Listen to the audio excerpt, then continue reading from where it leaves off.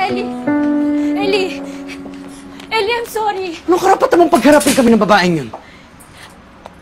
Akala ko makakatulong sa'yo. Sa akin? Narinig ko kayo ng tatay mo. Kargo ko pamilya ko, Mia. Labas ka na doon. Naisip ko it would help you move on.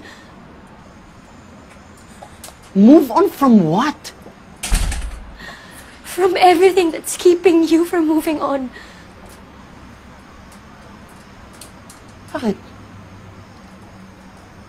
Ano bang alam mo sa nararamdaman ko?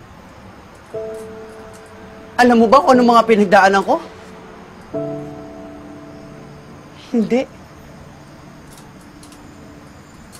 So stop acting like you know my pain. Stop acting like you own it. Pwede mo sabihin sa akin kung kailan ako mag-move on. Kahit si Celine. Kahit si Celine nakasama ko sa lahat, na alam ang lahat. Hindi pinakilaman yung mga desisyon ko. Hindi ako si Celine. So stop comparing me to her. Tama! Hindi ikaw si Celine. And you will never be Celine. Celine is dead. Hindi na siya babalik, Ellie. Pero hanggang ngayon, umaarte ka pa rin na parang nandito siya. Nandito siya! Dahil nandito siya! Kung nandyan siya, nasan ako?